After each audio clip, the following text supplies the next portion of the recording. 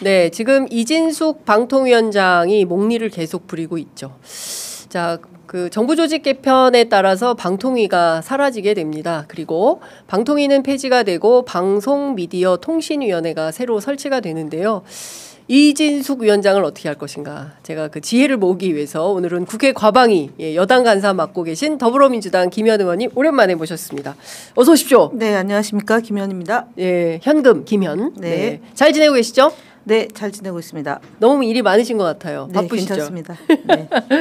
자, 제가 앞서 말씀드린 대로 이제 앞으로 방송미디어통신위원회가 설치가 됩니다. 네. 방송통신위원회에서 방송미디어통신위원회로 변화하는 핵심 이유. 예, 박근혜 정부 때 그 방통위 소관 업무 중에 방송 사업자 일부를 네. 미래창조과학부로 띄어냈어요. 이명박 정부의 최시 중 네. 예, 방통대군이라고 불리는 맞아요. 그분이 에 대한 뭐 억하심정이 있었다는 설도 있는데요. 어쨌든 그때 유료 방송 사업자 당시에 IPTV가 뉴 미디어였거든요. 네. 인터넷으로 보는 그런 방송 사업. 맞아요. 그다음에 그 유성 방송 사업. 그리고 홈쇼핑. 네. 음악 방송 사업자, 전광판 방송 사업자 이들에 대해서 느닷없이 이제 그 과학기술정보통신부 그때 당시에 미래창조과학부인데 거기서 일부를 띄어내가지고 방송이 이원화돼서 지금 규제와 진흥을 하고 있어서 이번 저 이재명 정부에서 방송 사업을 하나로 일원화시킨다는 건데 네. 마치 본인을 몰아내기 위해서 법을 바꿨다라고 허무맹랑한 발언을 지속적으로 하고 있는데 그런 거 아닙니다. 이진숙 씨. 그리고 본인이 지금 방송통신위원장으로 자리를 할 때 방송 장악하거나 또 그 본인의 신변을 보호하기 위한 수단으로 사용하라는 게 아닙니다.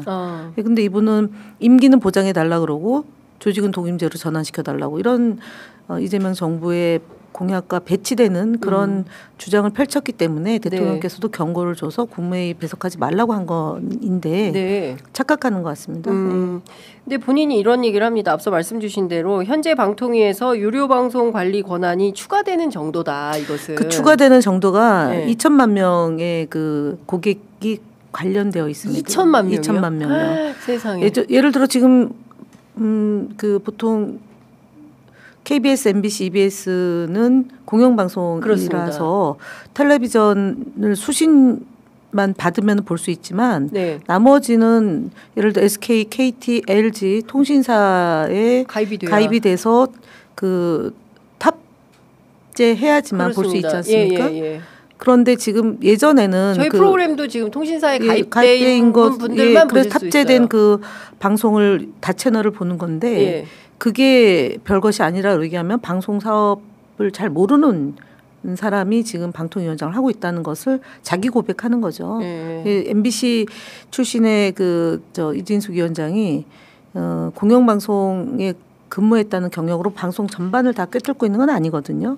그리고 유튜브를 통해서 본인을 이제 과시했던 분이라 이런 유료 방송 사업자들의 그런 현안에 대해서 충분히 검토를 못했다고 봅니다. 그래서 얼마 안 된다라고 얘기하는 것은 이해도가 낮다라고 볼 수밖에 없죠. 그 우상호 정무수석이 얼마 전에 가진 이제 민방 전체 토론회에서 내년에 대구시장 출마하실 거면 지금 정리하는 게 맞지 않냐라고까지 공개적으로 얘기를 했는데 이진숙 면직 사실상 축출이 목적이다. 이거는 뭐 그 오죽하면 우상호 정무수석이 그런 얘기를 했겠냐마는 그 목적이 있는 건 아니고요. 그러니까 앞서 말씀드렸던 것처럼 방송통신위원회를 정상화시키겠다는 목적이 제일 큰 거고요. 두 번째는 유료방송 사업자가 워낙 그 규모가 크기 때문에 이 부분에 대한 사업을 할 수 있는 그 전문가를 모셔야 된다라는 취지도 있기 때문에 지금 뭐 축출 이런 거 아닙니다. 근데 이제 뭐 이진숙 얘기를 하니까 기침이 갑자기 나오네. 물을 드십시오. 네, 피곤하셔가지고 피곤하면 기침이 나오더라고요. 그래서 그럼 또 약간 알러지 영향이 있어요. 요새 알러지가 많은 분들이 있으니까. 죄송합니다. 여하튼 지금 뭐 우리 작가님이 이진숙 얘기를 너무 많이 써주셔가지고 안 물어볼 수가 없다라는 생각이 좀 드는데 여하튼 자기 정치 목적으로 이거를 활용하는 측면이 굉장히 있어 보인다. 아니, 99%예요. 99%? 네, 그렇습니다. 왜냐하면 사실은 7월 31일 날 그러니까 이진숙 위원장이 임명이 되고 네. 되자마자 윤석열 정권의 최대의 목표 중에 하나가 공영방송을 탄압하는 거고 그렇죠. 눈에 가신 언론사와 언론인들에 대해서 예. 쫓아내는 거지 않습니까? 맞습니다. 그래서 MBC하고 KBS를 겨냥해서 KBS 이사를 1시간 만에 이제 선임을 하고 네. 그 공모된 이사들 중에 사실은 면접도 봐야 되고 서류 심사도 해야 되는데 그 절차를 1시간 안에 다 끝낸 거잖아요. 네, 네. 그리고 박문진 이사에 대해서는 마찬가지고 그리고 박문진 이사는 사실은 임명이 안 되면 네. 추가 임명이 안 되면 기존의 이사들이 임기를 지속할 수 있다는 게 법적으로 명문화되어 있기 때문에 네, 그렇게 네. 서두를 일이 아니었어요. 그런데 한 큐에 하려고 했던 것은 제가 네. 볼 때는 용산에 그 보이지 않는 손이 작동이 된 것으로 보는 거죠. 그럼 결국은 계엄까지 이렇게 연결을 시키면 언론을 장악하고 그다음에 단면도를 가져가 도면을 가져가고 2024년도에는 도면을 초기에 가져갔잖아요. 총선 네네네.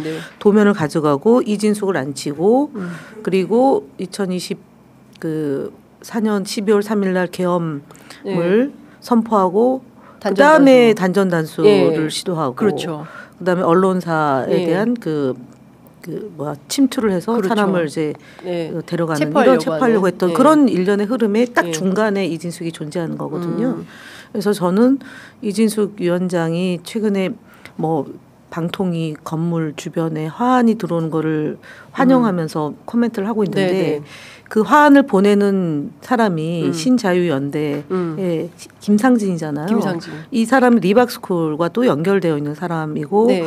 지난 4월 9일 날 이제 감옥에 있다가 출소한 사람이고 예. 이태원 참사 유가족들을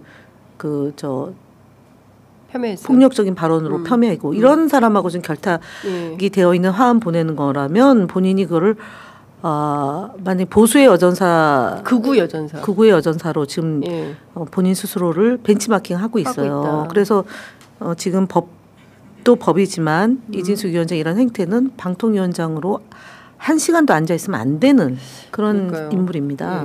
그러니까 말씀 주신 대로 사실은 방통위는 그동안 이제 앞으로 이제 방미통위가 되겠네요. 네. 방통위 과거의 방통위도 사실은 합의제 행정기구였기 때문에 중립이 굉장히 중요하고 그리고 정치 발언 같은 거 절대 하지 않는 게 어느 방통위원장도 그런 적이 이진숙처럼 한 사람이 없습니다. 없어요. 물론 이동관이 예전에 잘못된 발언 때문에 사실은 사표를 본인이 냈는데 탄핵이 되자 사표를 냈는데 그 이면에는 가짜뉴스 심의센터를 방통위에 설립하도록 했다가 그것이 불가능하다는 걸 알고 방심위가 그 설치를 했거든요. 네. 그 당시 이동관은 자기는 관련이 없다고 하지만 개연성이 충분히 있죠. 그리고 이제 YTN 이제 사용하는 과정에 관련성도 있고 그래서 사표를 냈고 그다음에 김홍일도 사표를 냈습니다. 이진숙은 본인이 어떤 연유인지 물론 뭐 용산에서의 윤허가 있었겠죠. 버텨라라고 하는 게 있었겠지만 결국 버텨서 이득을 본 건 없지만 어쨌든 이진숙의 이런 지금 현재 행태는 윤석열 부부와 긴밀하게 연관성이 있다라고 볼 수밖에 없죠. 네. 그 25일 날 이 본회의를 통과하게 되면 더 당겨질 수 있습니다. 그래요? 네, 왜냐하면은 저희가 어저께 소위에서 통과를 했고 내일 전체회의를 개최하면 가장 빨리 열리는 본회의에서 상정이 되면 19일도 가능합니다. 그래요. 19일. 네. 그러면 19일에 본회의에서 통과가 되면 이진숙 위원장의 임기는 공표가 되면 그 순간 자동 소멸이 되는 거죠. 소멸이 된다. 그러니까 19일 플러스 뭐 한 그 다음 주. 그러니까 예를 들어 국무회의가 열리는 그 다음 국무회의가 열릴 때 이제 대통령께서 공표를 하느냐 안 하느냐를 봐야 되는데 하겠죠. 15일 이내니까 일주일 안에도 할 수 있고 뭐 10일 안에도 할 수 있어요. 그러면 예를 들어 지금 저희가 계산하는 순서대로 12일 날 전체회의 통과되고 19일 본회의에 상정이 돼서 네. 20일 날 표결되면 9월 30일 이전에 공표돼서 임기 추석은 집에서 보낼 수 있을 겁니다. 네. 이진숙 씨, 네, 예, 추석은 집에서 보내는 네네. 걸로. 예. 그동안 사놓은 와인 가지고 좀 빵? 그다음에 빵도 드시고 주유소에서 주유권 어떻게 활용했는지 모르겠지만 예.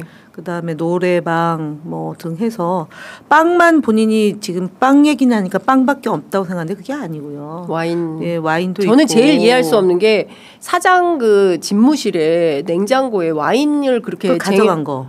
그다음에 비워진 거. 그러니까. 그리고 어떻게 술을 그렇게 대전 MB 사무실에 사장이 쓴 법카 규모가 다른 지역 MBC 사장에 비해서 2배를 썼습니다. 썼어요. 네. 예.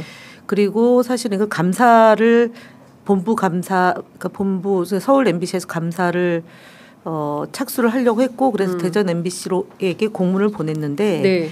예, 응답하지 않은 거죠. 그래서 본인은 뭐 한 푼도 쓰지 않았다라고 고개 빳빳이 들고 얘기하는데 제가 네. 볼 때는 경찰이 지금 봐주기 수사를 하고 있는 거고 방송 광고 판매에 관한 법률 위반도 지금 저희가 고발을 했거든요. 그 부분에 대해서 수사가 이루어지지 않았는데 네. 그게 지난번 국회에 와서 그 발언을 하자 아마 엊그저께인가 좀 장시간에 걸친 수사가 네 번째 수사가 이루어진 걸로 알고 있습니다. 지금 1년이 넘었는데 예. 3번 정도까지 그 소환 조사가 되게 부실합니다. 근데 하루에 경찰은 5시간 왜 이러죠 지금? 봐주기 하고 있는 거죠. 그러니까 왜 지금 사실 세상이 바뀌고 바뀌지 않은 거죠. 경찰 일부는요. 경찰 일부는 네네. 여전히 그 윤석열 정부 하에서 경찰처럼 경찰력이 작동하고 있는 거고 유일임 때도 마찬가지였고요. 유일임. 네. 예. 그러니까 아직까지 제대로 개혁을 저희가 해야 되는 거고 예. 3개월 시작한 지 3개월 정도 됐는데 예. 일선에까지 영향을 미치지는 않은 것 같습니다. 윤석열 근데 저는 정부의 예. 국정 운영의 그런 것들을 뒷받침하는 세력이 잔존하고 있다. 뿌리 깊이. 뿌리 깊이. 그것을 늘 경각심을 갖고 저희가 봐야 된다. 봐야 되고 긴장해야 된다. 예. 예. 그러니까요. 그러니까 그 뭔가 지금 큰 틀에서의 변화는 있지만 그 모세혈관, 네, 대한민국의 네, 네. 모세혈관의 변화는 네. 뿌리 전혀 깊은, 없다. 네. 국민의힘으로 비롯된 그 예.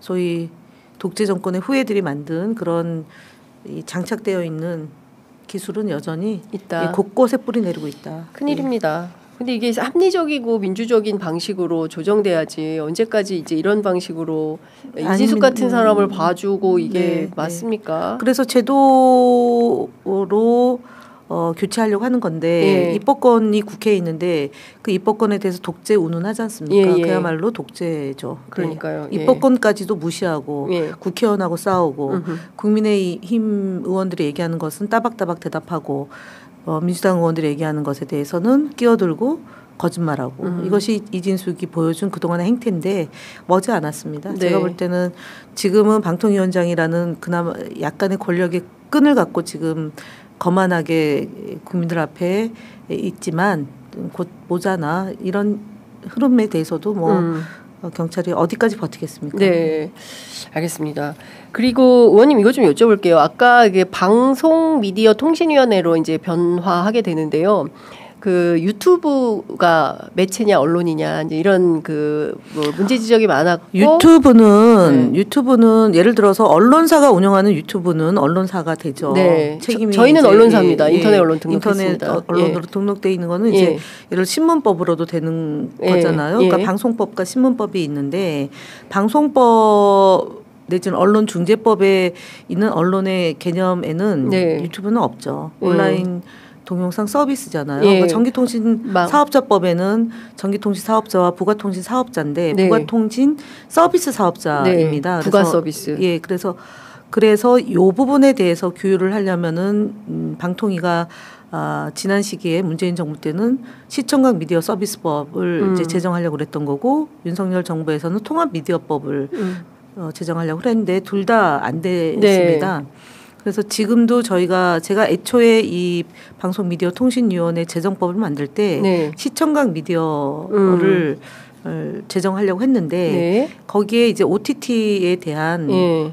콘텐츠 기능을 갖고 있는 문체부가 예. 이 부분은 문체부 소관이다라는 입장이 매우 강해요. 아, 그래요. 예, 왜냐하면 OTT에 탑재되어 있는 게 이제 사실은 방송만 있는 게 아니라 영화, 그렇죠. 드라마도 뭐 들어 있어서 예. 그 부분에 대한 것을 경계를 네네. 문화체부로 해야 된다. 문체부가 해야 된다. 이제 그런 얘기고, 예. 그다음에 신문은 이제 출판으로 그쵸. 되어 있는 예, 거잖아요. 예. 이제 그래서 저희가 독임제를 주장하는 분들에게 이 신문은 현재 그 말씀드렸던 출판 영역이 문화체육부 소관이기 때문에 네. 미디어부를 독임제로 만드는 것은 현재로서는 논의가 많이 필요한 부분이라서 당장은 안 된다라고 해서 일단은 미디어부는 안 된 거고 독임제 예. 기능은 안 된 거고 예. 그래서 시청각에 대한 얘기는 좀 더 고민과 논의가 필요하고 논쟁적인 지점이 많아서 방송 미디어 통신위원회를 했던 거고요. 네. 그래서 유튜브에 대해서는 언론사가 운영하는 그 유튜브에 대해서는 네. 언론으로 봐야 될 것이고 예. 나머지 이제 1인 미디어, 소규모 미디어 내지는 언론으로 등록되지 않은 네. 유튜브들에 대해서는 정보통신망법으로 네. 규율하는 게 맞겠다라는 게 현재까지 제가 갖고 있는 생각이고요. 네. 그리고 유튜브가 워낙에 이 종류가 분류되는 종류가 다양해서 네. 보도 기능을 하는 유튜브로 갈 건지 아니면은 어쨌든 전체를 놓고 볼 건지에 대한 고민도 또한 예. 있어야 됩니다. 특히 기업을 하는 입장에서 예를 들어 김밥 내지는 식당에 가서 유튜버들이 생중계하면서 허위 조작 정보를 여과 없이 냈는데 네. 그 기업이나 그 영세한 사업장들이 망하는 일들이 또 있었잖아요. 예전에 그 만두 만두는 이제 기업인 거고 식당도 그런 일이 있었고요. 예, 예. 그다음에 이제 찌양 같은 케이스도 그런 거고 이제 정치인에 대해서도 마찬가지로 법률적으로 이미 법률적으로 불법한 판단이 나서 벌금까지 문 일에 대해서 지속적으로 반복적으로 유튜브로 허위 조작 정보를 날조하고 있는 부분에 대해서 어떻게 제재를 가할 거냐 네. 이제 이 문제에 대한 검토이죠. 그 중앙일보 보도에 보면 마치 그 이제 신문이나 뭐 이런 데는 다 그 언론중재법으로 규율을 하는데 네. 유튜브는 봐주게 하는 것처럼 통제하지 않는 아니 것처럼. 그렇지 않습니다. 그래서 그게 오보라는 겁니다. 아 네. 중앙일보 보도가 네, 오보입니까? 그렇습니다. 예, 네. 예. 그러면 좀 뭐 반론권을 그래서 청구하셔서 아니 그거는 이제 저희가 예. 이제 언론 개혁 특위에서 논의를 하고 있는 와중인데 네. 좀 조금 전에 제가 노정면 의원의 페이스북에 올린 글을 보고 왔는데 이래서 문제가 있다라는 지적을 받는 거죠. 네, 충분히 논의하는 과정에서 물론 네. 뭐 단독이다 특종이다라고 해서 보도할 수는 있지만 네. 언론 그다음에 유튜브 예. 이 부분은 유튜브에 대해서 약하게 한다 또는 뺀다라고 네. 얘기하는 것은 마치 사실과 유튜브는 봐주는 것처럼. 아닙니다. 예, 그렇지 않습니다. 예. 안 봐줍니까? 유튜브를 봐준다는 얘기는 유튜브가 대형 유튜브가 있고 예. 그다음에 신생 유튜브가 있고 예. 또 뭐 1인 유튜브가 있고 예. 그래서 언론이 사회에 미치는 파급력하고 네. 그다음에 그 언론이 생성되는 과정 거기 예. 뭐 깊은 기능이 있고 그다음에 상당한 인원이 그 투여돼서 네. 운영되는 언론사 또 이제 뭐 예를 들어서 방송사도 있고 그다음에 신문사도 있고 지역 방송, 지역 신문, 예. 또 인터넷 신문 되게 다양하잖아요. 예. 대략 한 2,000 군데라고 볼 수 있고요. 네. 유튜브는 1인 유튜브부터 뭐 또 어마어마하죠. 어마어마하기 예. 때문에 이런 다양한 형태를 놓고 어떻게 예. 규율할 거냐에 대한 검토를 하고 있다는 거지. 유튜브는 봐준다 또는 제 식구 봐준다. 예. 이렇게 얘기를 하면 곤란하죠. 그리고 중앙일보가 만약 그런 기사를 쓴 건데 네. 그럼 JTBC에서는 유튜브를 어떻게 할 거냐. 그렇죠. 예, 이런 걸 고민하는 거죠. 네, 그리고 네. 그 유튜브가 예. 보도에 관련된 프로그램도 있지만 오락, 교양, 네. 뭐 다양한 프로그램의 유튜브가 다 있기 때문에 이런 문제까지도 예. 검토를 하려면 상당한 분쟁 심의를 할 수 있는 기구도 필요하고 예. 네. 시작이기 때문에. 그러니까 지금 보면 이제 중앙일보 보도를 보면 용산 출입 친여 유튜브 언론중재법 규제에서는 빼주겠다는 여당 뭐 이런 거고요. 친여 유튜브는 징벌적 손해 봐주기, 여당 언론중재법 규제에서 제외 방침. 이게 다 오보라는 겁니다. 그러니까 그다음에 매경 이코노미 징벌적 손해배상 언론중재법 입맛대로 유튜브는 쏙 빼. 대통령실은 김어준 유튜브 출입기자단에 넣어. 뭐 이런 기사가 나오고 있는데요.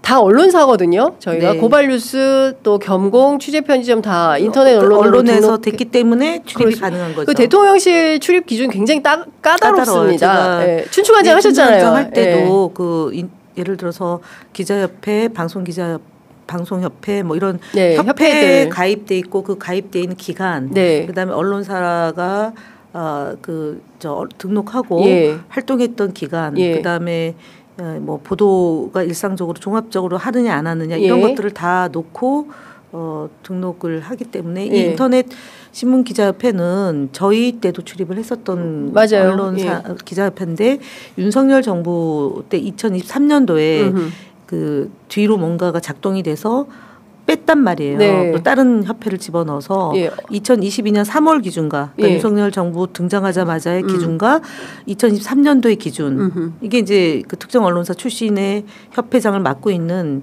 그곳에서 장난을 쳐서 그렇습니다. 바로 잡은 거예요. 그래서 저렇게 자꾸 저희도 이런 일을 많이 경험을 했는데 유튜브 갈라치기, 그다음에 기존 언론사와 또 유튜브 갈라치기 이런 것들이 지금 저희가 하려고 하는 개혁 입법을 반대하는 그런 흐름의 한 모습인데 사실은 별로 영향받지 않는다. 그리고 언론중재위나 방심위에 넣어서 저희가 바로 잡겠습니다. 네.